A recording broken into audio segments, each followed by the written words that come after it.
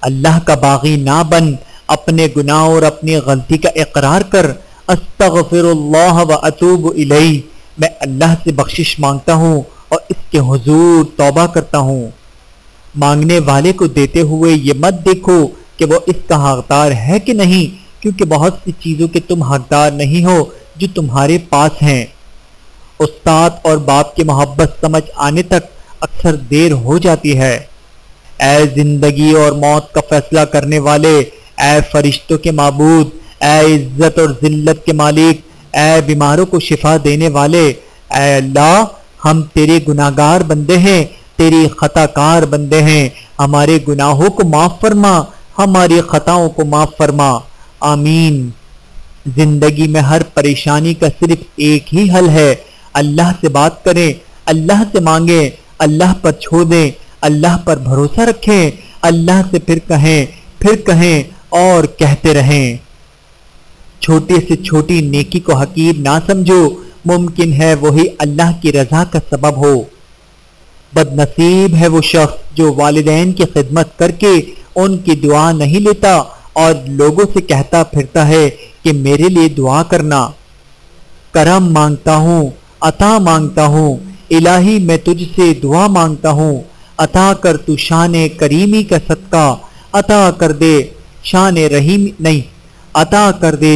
رحیمی کا صدقہ، نہ مانگوں گا تجھ سے تو مانگوں گا کس سے، تیرا ہوں میں تجھ سے دعا مانگتا ہوں۔ ہمیشہ میٹھے الفاظ بولو تاکہ کبھی الفاظ واپس لینے پڑ جائیں تو کڑوے نہ لگیں۔ ماں باپ کی نافرمانی موت سے پہلے موت کا اعلان کرتی ہے۔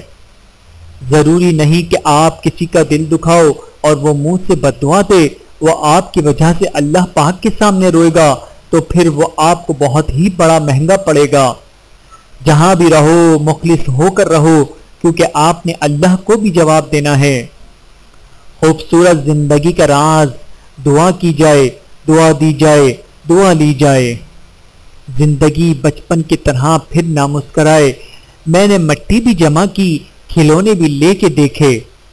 معاف کر دیجئے، آئندہ ایسا نہیں ہوگا، ایک ایسا جملہ ہے جو سخت سے سخت غلطی کو بھی چھوٹا بنا دیتا ہے، سنگ دل سے سنگ دل شخص کو بھی موم بنا دیتا ہے، بڑے سے بڑی آنکھ کے لیے پانی کا کام دیتا ہے، ظالم کو رحم پر مجبور کر دیتا ہے، دشمن کو دوست بنا دیتا ہے۔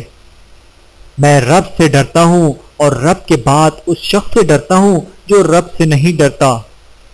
بے سکونی کی سب سے بڑی وجہ حقیقت یہ ہے کہ ہمارے گناہ ہماری روح کو جگہ جگہ کٹ لگا دیتے ہیں اور ہمیں سمجھ ہی نہیں آتی ہے کہ ہماری زندگی میں بے سکونی کس چیز کی ہے۔ آئیے سچے دل سے رب رحیم سے اپنے تمام گناہوں کی معافی مانگ لیں جو ہم سے جانے انجانے میں سرزد ہوئے، تاکہ ہماری زندگیوں میں سکون آ سکے۔